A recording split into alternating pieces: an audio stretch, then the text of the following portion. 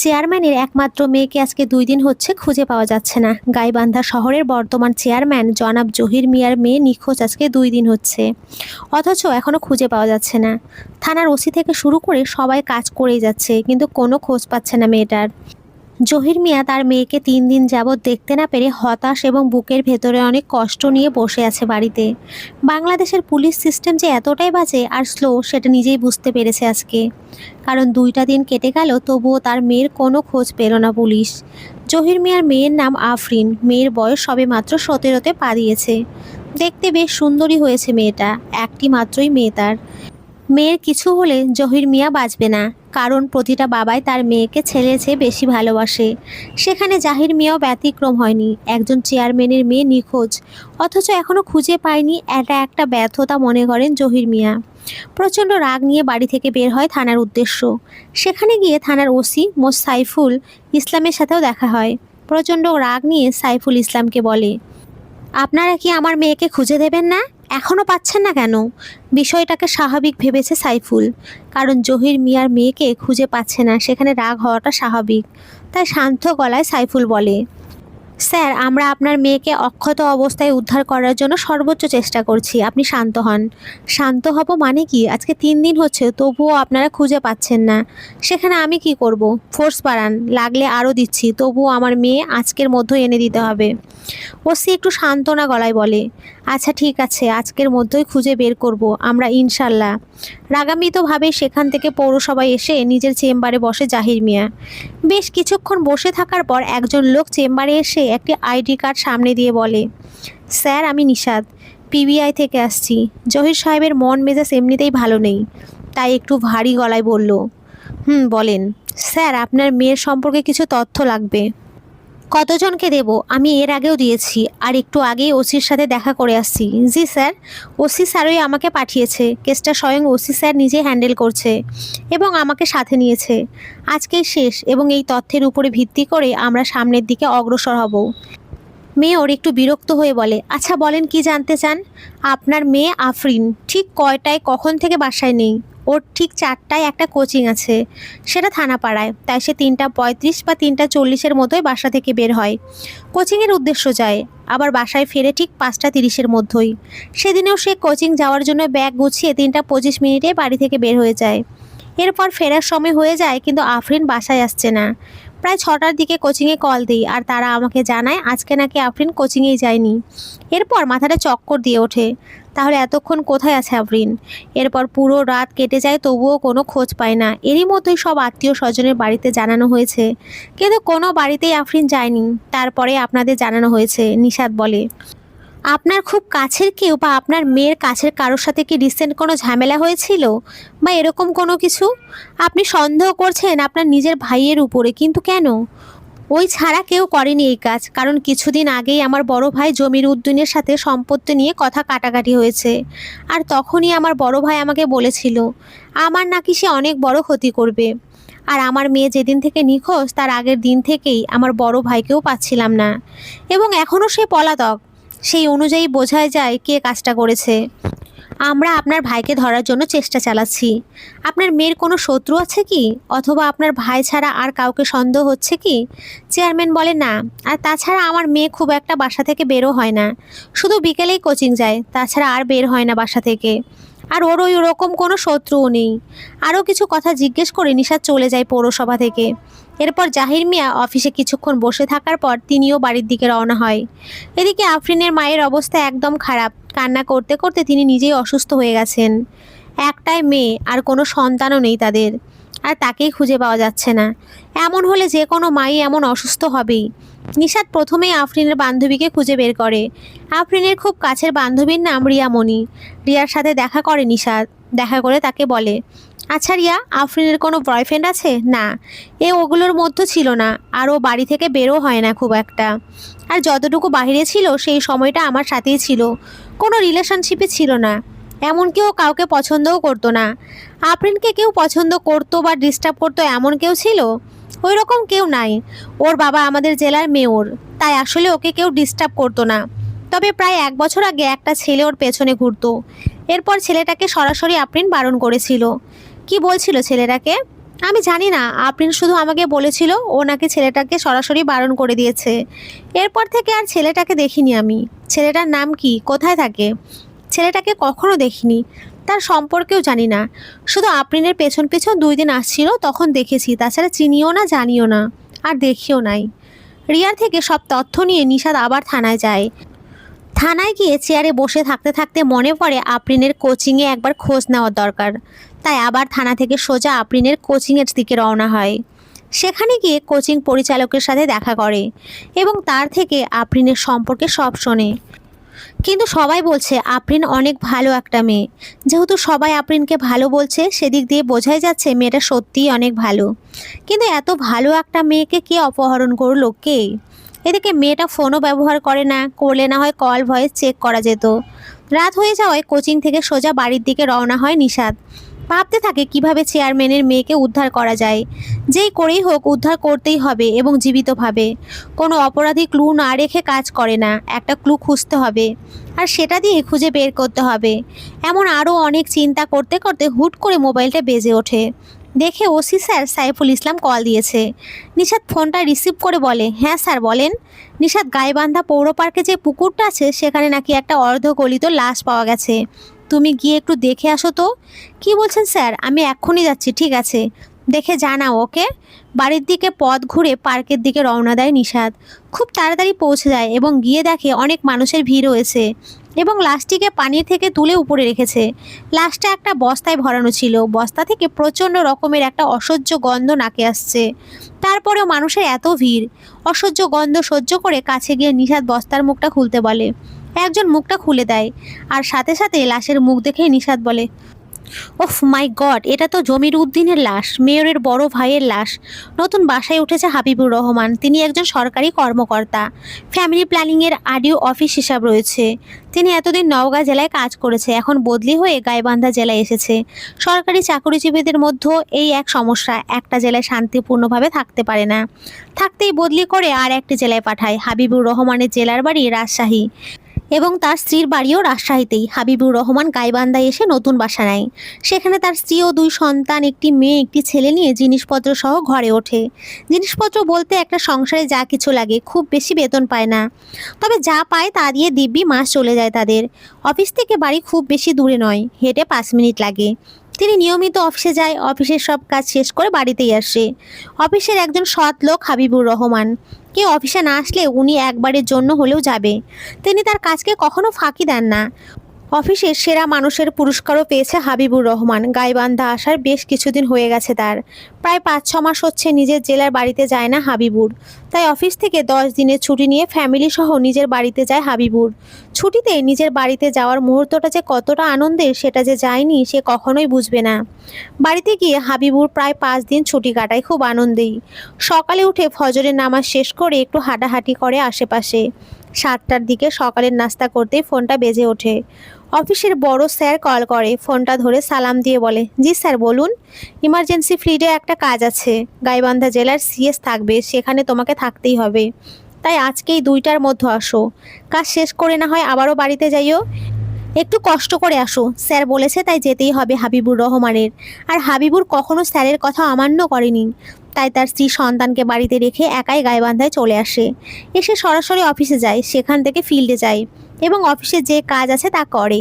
কাজ শেষ করতে করতে সন্ধ্যা পার হয়ে যায়, আর এদিকে ক্লান্তও হয়ে যায় শরীর। তাই সে আজ রাজশাহীতে না গিয়ে গাইবান্ধায় আজকে রাতটা থেকে কালকে আবার রাজশাহীতে চলে যাবে। বাসার চাবিটাও সাথে করে নিয়ে এসেছে। সন্ধ্যার পরে কাজ শেষ হয়। এরপর বাসায় ফিরতে ফিরতে রাত 8টা বেজে যায়। সন্ধ্যার দিকে বাসায় এসে দরজার তালা খুলে ভেতরে ঢোকে। কেমন জানি একটা গন্ধ অনুভব করে ভেতরে ঢুকেই। 5 দিন হচ্ছে ভেতরে মানুষ থাকে না, তাই জন্যই হয়তো এমন গন্ধ লাগছে। ঘরের সব লাইট জ্বালিয়ে ফ্রেশ হওয়ার জন্য বাথরুমে যায় হাবিবুর। বাথরুমের দরজা খুলে চিৎকার দেয় জোরে, কারণ তার সামনে একটা উলঙ্গ মেয়ের লাশ রক্তাক্ত অবস্থায় পড়ে আছে। চিৎকার দিয়ে সাথে সাথে বাথরুমের মেঝেতে অজ্ঞান হয়ে পড়ে যায় হাবিবুর রহমান। বেশ কিছুক্ষণ পর জ্ঞান ফিরে দেখে সে মেঝেতেই পড়ে আছে, আর পাশে একটা মেয়ের লাশ, একদম রক্ত মাখাভাবে। নিজের ভেতরে সাহস নিয়ে উঠে বাথরুমের দরজা বন্ধ করে দিয়ে বিছানায় এসে শুয়ে পড়ে। শরীরটা প্রচণ্ড দুর্বল লাগছে তার। শুয়ে শুয়ে ভাবছে, মেয়েটাকে কে মারলো, আর আমার বাসাতে কেন? আর তাছাড়া আমার রুম তো তালা লাগানো ছিল, সেই তালা তো আমি নিজেই খুললাম, তাহলে ভেতরে ঢুকলো কিভাবে?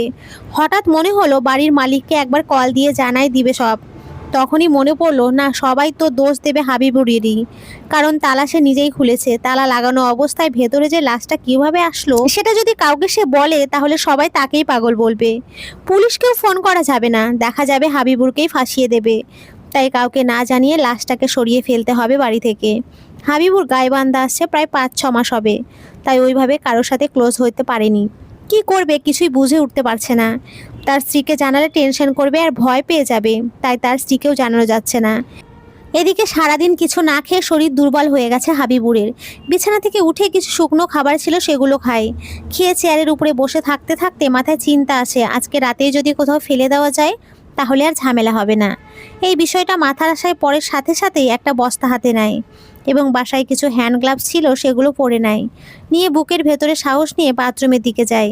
গিয়ে ভয়ে ভয়ে দরজাটা খোলে, আর খুলতেই মেয়েটাকে দেখেই আবার যেন চিৎকার দিয়ে ওঠে। এমন অবস্থা। নিজেকে শান্ত করে নিয়ে বাথরুমে ঢুকে মেয়েটাকে উলঙ্গর জন্য তার অঙ্গ সব দেখা যাচ্ছিল। তাই হাবিবুর ঘরে গিয়ে তার স্ত্রীর একটা বড় ওড়না দিয়ে উপরটা ঢেকে দেয়, এরপরে ধরে ধরে আস্তে আস্তে অনেক কষ্টে বস্তায় ভরায়। যখন হাবিবুর লাশটাকে হাত দিয়ে ধরে তখন লাশটা অনেক শক্ত ছিল, আর মনে হচ্ছিল কয়েক ঘন্টা আগেই মারা গেছে। লাশটা বস্তায় ভরানোর পর কিভাবে বাইরে নিয়ে যাবে সেই টেনশনে পড়ে যায় হাবিবুর, কারণ বস্তায় সরাসরি কিছু বের করলে কেউ দেখে ফেললে বিপদ হয়ে যাবে। কেউ যদি জিজ্ঞাসা করে বস্তায় কি, তখন কি বলবে হাবিবুর? এত কিছু টেনশন না নিতে পেরে বিছানায় বসে যায় হাবিবুর। ঠিক তখনই বাসায় একটা ছোট্ট ট্রাং আছে, সেটার উপরে চোখ পড়ে যায় হাবিবুরের। ঠিক তখনই বস্তাটা ট্রাংটাতে ভরায় নিয়ে ট্রাংটা ঘাড়ে করে রাত 12টার দিকে রওনা হয় লাশটিকে দূরে কোথাও ফেলে দেওয়ার জন্য। মুখে একটা মাস্ক পরে কান টুপি পরে বের হয়েছে হাবিবুর। প্রায় 5 মিনিট ধরে ট্রাংটা কাঁধে নিয়ে হাঁটছে হাবিবুর। হাঁটতে হাঁটতে হুট করে পেছন থেকে কেউ একজন বলে, হাবিবুর ভাই না? পেছনে তাকিয়ে দেখে কাফি মিয়া। পাশের ফ্ল্যাটেই থাকে হাবিবুরের। তাকে দেখে একটু ভয় পেয়ে যায়, তবুও ভয়টাকে না বুঝিয়ে হাবিবুর কাফিকে বলে, কি অবস্থা আপনার, কেমন আছেন? এই তো আছি। কই যান? আর ট্রাং কেন? এত রাতে ট্রাং নিয়ে কই যান? এখন কি বলবে হাবিবুর কিছুই বুঝতে পারছে না। গা ঘামছে, তার ধরা পড়ে যাবে কি কাফি মিয়ার কাছে। ভাবতে ভাবতে হুট করে বলে, না কিছু না, কাপড় চোপড় এগুলো একজনকে দিতে যাচ্ছি, বাসায় পাঠিয়ে দেবে। এত রাতে যে? আর বলিয়েন না, অফিসের কাজ আজকে শেষ করতে অনেক দেরি হয়ে গেছে। ও আচ্ছা, আপনি না মনে হয় বাড়িতে গিয়েছিলেন, কবে আসছেন? হাবিবুর বলে, আসছি গতকালকে, আবারও যাব। আচ্ছা, টাংটা দিয়ে আবার বাসায় আসবো, এসে কথা হবে, যাই। কাফি মিয়াও কোনো কথা না বলে বলে, আচ্ছা ঠিক আছে। ওখান থেকে এগিয়ে যায় হাবিবুর এবং শান্তির একটা জোরে শ্বাস নেয় আর বলে, ভাগ্যিস কিছু বোঝে নাই কাফি, বুঝে গেলে সর্বনাশ হয়ে যেত। গ্লাসটা কাঁধে নিয়ে প্রায় 1 কিলো হাঁটার পর একটা বড় ডোবা দেখতে পায় হাবিবুর। সেখানে ট্রাংটা সহ ফেলে দেয় পানিতে। প্রায় 10-15 ফুট পানি গভীর ছিল, তাই সাথে সাথে ট্রাংটা ডুবে যায়। রাত 9টা বাজে। বিছানার উপরে বসে দেয়ালে হেলান দিয়ে বসে আছে গাইবান্ধা জেলার চেয়ারম্যান জহির মিয়া। ভেবেই যাচ্ছে তার মেয়েকে জীবিত পাবে তো, যদি না পায় তাহলে কি হবে। আরও বিভিন্ন চিন্তা ঘিরে যখন তার মস্তিষ্ক ব্যস্ত, এমন সময় হঠাৎ করে মোবাইলটা বেজে ওঠে। অন্যমনস্ক হয়ে ফোনটা রিসিভ করে চেয়ারম্যান সাহেব। ফোনটা ধরতেই ওই পাশ থেকে মেয়ের কণ্ঠে বলে, বাবা বাবা আমাকে বাঁচা, ওরা আমাকে মেরে ফেলবে বাবা।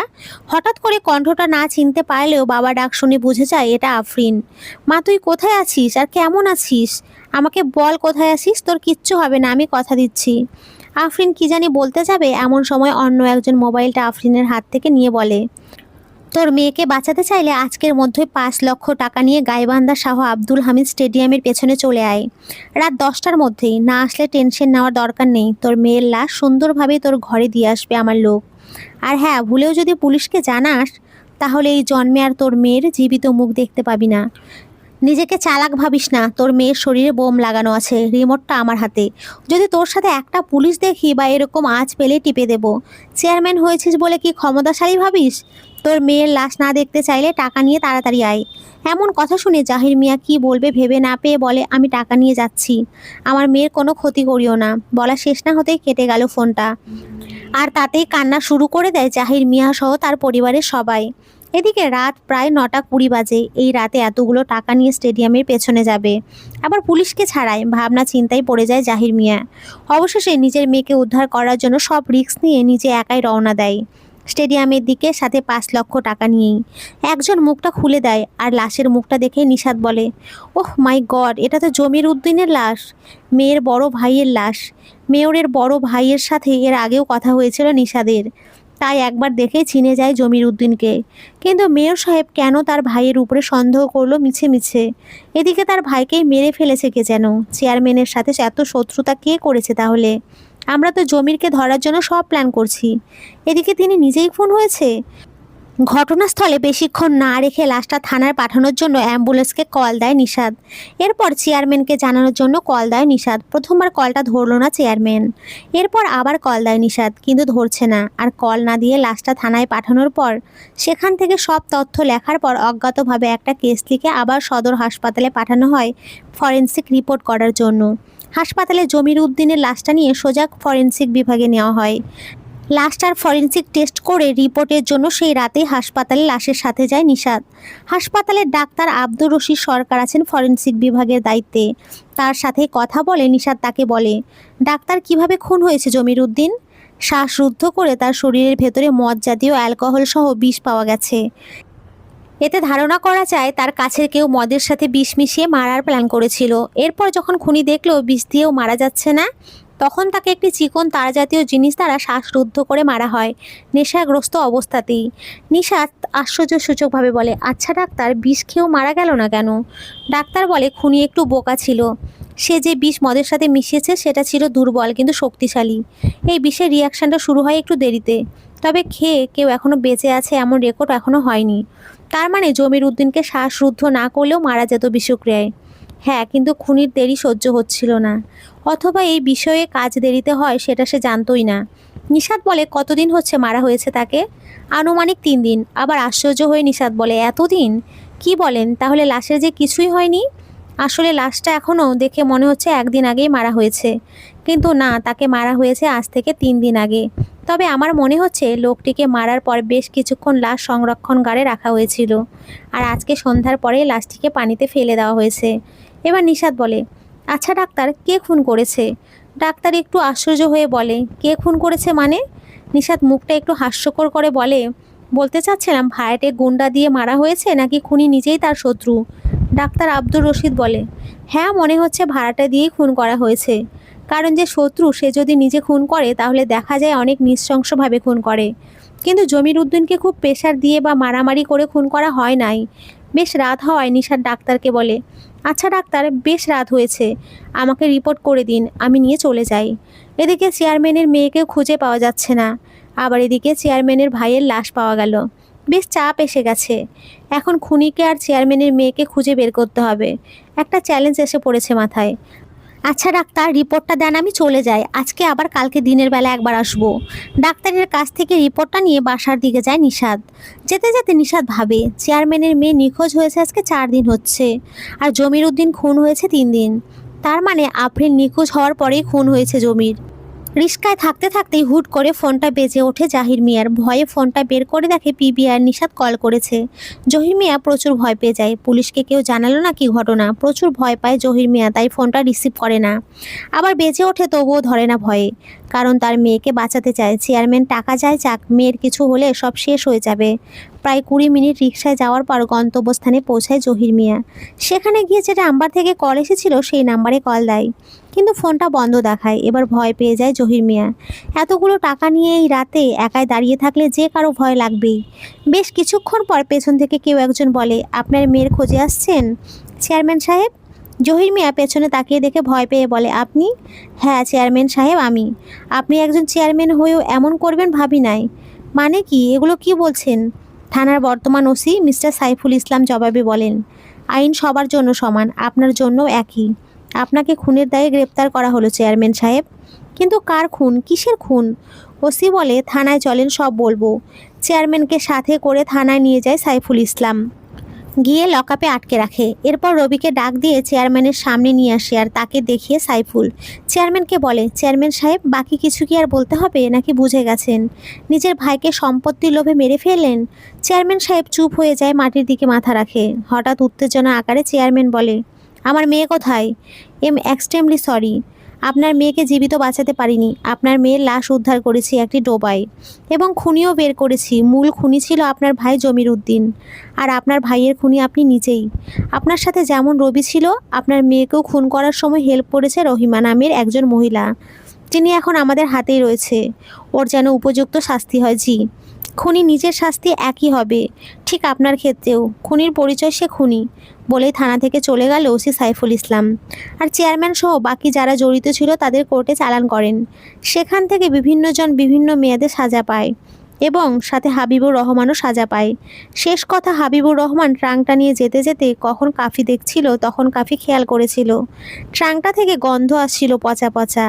আর ঠিক তখনই ট্রাঙ্কের নিচ দিয়ে রক্ত গড়িয়ে গড়িয়ে মাটিতে পড়তে দেখে সন্দেহ করে কাফি। এরপরে হাবিবুরের পেছনে পেছনে গিয়ে সব কিছু দেখে এবং সাথে সাথে পুলিশকে সব জানায় দেয় কাফি মিয়া। পুলিশ এসে হাবিবুর যে ডোবায় মেয়েটির লাশ ফেলে সেই ডোবা থেকে লাশটি উদ্ধার করে এবং উদ্ধার করে দেখেন ওটা চেয়ারম্যানের মেয়ে আফরিনের লাশ। এরপর তখনই হাবিবুরকে গ্রেপ্তার করা হয় আফরিন হত্যার কারণে। হাবিবুরকে রিমান্ডে নিয়ে তার কাছ থেকে সব কিছু শুনে নেওয়া হয়।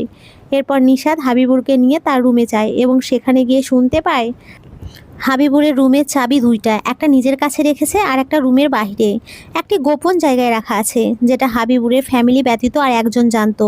সেটা হচ্ছে হাবিবুরের কাজের মেয়ে রহিমা। আর সেই সুবাদে রহিমাকেও গ্রেপ্তার করা হয় এবং তাকে রিমান্ডে নিয়ে তার কাছ থেকে সব জানা যায়। চেয়ারম্যান আজকে রাতে তার মেয়ে কল দেয়নি, দিয়েছিল রহিমা বেগম নিজেই। এরপর আপনি গলার মতো করে কথা বলে। রাহিমা কথা বলা শেষ করে তার ছেলেকে দেয়। এরপর তার থেকে তার ছেলে 5 লক্ষ টাকা দাবি করে। টাকাটা এইভাবেই নেওয়ার প্ল্যান ছিল। চেয়ারম্যানের ভাই জমির উদ্দিনের সে তার নিজের বড় ভাইয়ের মেয়েকে ঘুরতে নিয়ে যাওয়ার নাম করে নিয়ে হাবিবুরের রুমে নিয়ে আসে। এসেই রহিমার মাধ্যমে হাবিবুরের ঘরে ঢুকে আফরিনকে ভেতরে বেঁধে রাখে। এরপর জমির উদ্দিন কি যেন কাজে বাহিরে যায়। এরপর আর ফিরে আসেনি। ফিরে না আসায় রহিমাও তার ছেলে মিলে আফরিনকে মেরে ফেলে চেয়ারম্যানের কাছ থেকে টাকাটা হাতিয়ে নেওয়ার চেষ্টা করে। কিন্তু তার আগেই পুলিশ ধরে ফেলে তাকেও, রহিমা ও তার ছেলেকে। এদিকে চেয়ারম্যান রবিকে পাঠায় জমির উদ্দিনকে মারার জন্য।